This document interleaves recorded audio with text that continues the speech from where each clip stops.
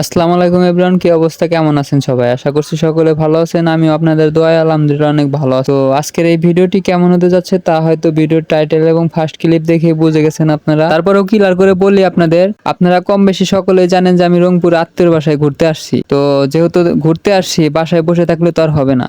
তার জন্য মাসুদ ভাইয়ের সাথে বেরিয়ে পড়লাম এই সঠিবাড়ি হাট দেখতে, মানে এখানে হাট কিরকম জাঁকজমক হয়। তো এই মুহূর্তে আমি দাঁড়িয়ে আছি রংপুর সঠিবাড়ি বিশাল বড় একটা পাইকারি সবজির বাজারে। তো এখানে আমি আপনাদের ঘুরে ঘুরে দেখাবো যে এখানে কি কি জিনিস মূলত পাওয়া যায় এবং জিনিসগুলোর কিরকম দাম সবকিছু তুলে ধরার চেষ্টা করবো এই ভিডিওতে। তো সবাই ভিডিওটি না টেনে সম্পূর্ণ দেখার অনুরোধ রইলো। সাধারণত এই হাটে আসার পর আমি একটা জিনিস বুঝতে পারলাম, এই হাটটি মূলত পাইকারি একটি হাট।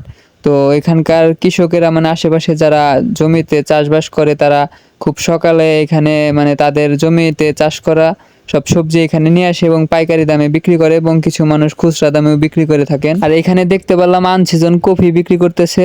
আর কফিগুলো 5 কেজি মূলত মনে হয় 220 টাকা বিক্রি করতেছে। আর আমার হাতে যে আলুটা দেখতে পারতেছেন এটা মূলত শিল আলু।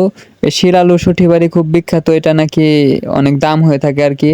তো আপনারা কম বেশি সকলে জানেন যে রংপুরে একটু আলু চাষ খুব ভালো হয়। তো এই আলুর দাম একটু বেশি এবং খুব সুস্বাদু হয়ে থাকে। আর এই হাটে আসার পর আমি এই জিনিসটা দেখে খুবই অবাক হই, কারণ লাইফে আমি প্রথমেই এত বড় শশা দেখেছি। শশা আমি এমনি দেখছি কিন্তু এত বড় শশা কখনো দেখি নাই। এমনিতে ভিডিওতে ছোট দেখা যাচ্ছে, মূলত এই শশাগুলো নাকি রান্না করে খায় এবং এমনিও খাওয়া যায় আর কি। তো আপনারা কে কে এই শশাগুলো দেখছেন অবশ্যই কমেন্টে জানাবেন, আমি আমার জীবনে প্রথম দেখেছি। আচ্ছা যাই হোক, হাটের মধ্যে প্রচুর গরম লাগতেছিল, পরে মাসুদ ভাইকে বললাম যে চলেন কুশলের রস খাই। আর কিছুক্ষণ আগে আমি বলছিলাম যে জিনিসপত্র দাম কিরকম সবকিছু তুলে ধরবো এই ভিডিওতে। মূলত আমি ভিডিওটা করছিলাম তখন দামগুলা শুনছিলাম, আর এখন আমার মানে ভয়েস এখন দিতেছি, তো এখন আমার দামগুলা মনে নাই, যার কারণে আমি মানে যেগুলোর দাম মনে আছে ওগুলোর দাম বলতেছি। তো সামনে যে মিষ্টি কুমড়া গুলো দেখতেছেন এগুলোর দাম চাচ্ছিল 23 টাকা কেজি করে, মানে যে যেমন নিতেছে দামাদামি করে আর কি। আর এই হাটটিতে অনেক দূর দূর থেকে ব্যাপারী ভাইরা আসে এবং এরকম ভাবে মালামাল কিনে বস্তাতে ভরে তারা ঢাকায় উদ্দেশ্যে নিয়ে যায় এবং নানান জায়গায় নিয়ে যায় আর কি। আচ্ছা যাই হোক, আপনাদের তো সবজির বাজার ঘুরে ঘুরে দেখালাম, এবার চলেন মাছের বাজারে যাওয়া হোক। মানে মাছের এটা আড়ত, মূলত এখানে অনেক দূর দূর থেকে মাছ নিয়ে আসেন তারা এবং পাইকারি দামে বিক্রি করে থাকেন। মূলত এই হাটটি একই জায়গায় বসে, শুধু মানে রাস্তার এই পারে সবজির বাজার আর ওই পারে মাছের আড়ত। তো আমি রাস্তা সুন্দরভাবে পার হলাম এবং আড়তের দিকে যাইতেছি যে দেখি মাছের কিরকম দাম। তো এখানে এসে দেখি যে তেমন এখনো গাড়ি আসে নাই। এই মাসুদ ভাই বললো যে হাটটি নাকি একটু পরে লাগে আর কি, আমরা একটু আগেই চলে গেছিলাম ওই জায়গায়, জমজমাট হবে আর কি।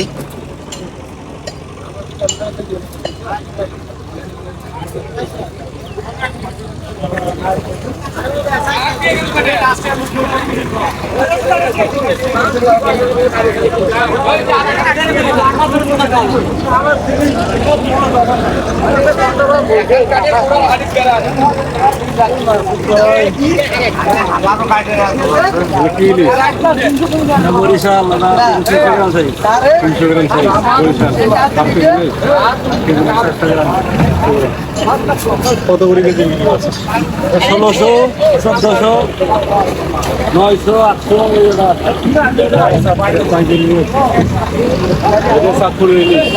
চাঁদপুরের কিন্তু রেট কম, বরিশালের তো রেট বেশি। চাঁদপুরের বেশি হলে সবচেয়ে ভালো মাছ নাকি যে জায়গা চলে সে অনুযায়ী দাম, যে জায়গাতেই ধরা পড়বে সেই অনুযায়ী দাম। বরিশাল,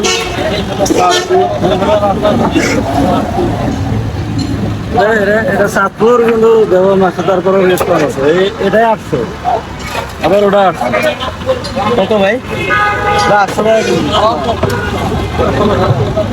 তো তেমন ভাবে মাছ এখনো ওঠে নাই, এটা নাকি 12টার পরে ভালোভাবে হাট লাগে আর কি।